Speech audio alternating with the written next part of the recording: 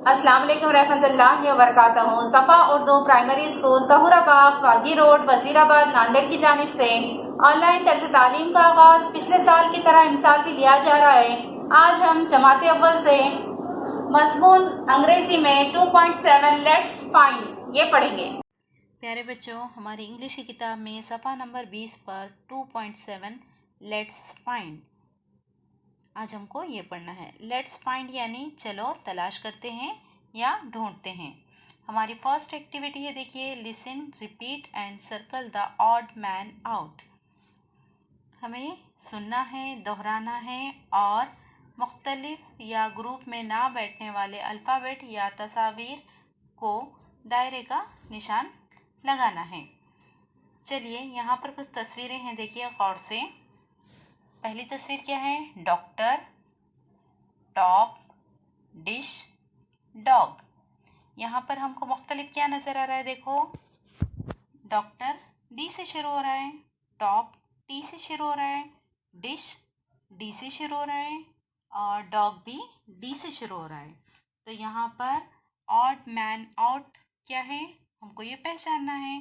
देखिए, ये टॉप जो है ऑड मैन आउट है, हमने इसे पहचान लिया। अब इसे दायरे का, सर्कल का निशान लगाना है इसके ऊपर। चलिए आगे। Frog, fan, net, frog. देखिए, ये फ्रॉग ये भी एफ से शुरू हो रहा है, फैन भी एफ से शुरू हो रहा है, नेट ये एन से शुरू हो रहा है और ये फ्रॉग ये भी एफ से शुरू हो रहा है।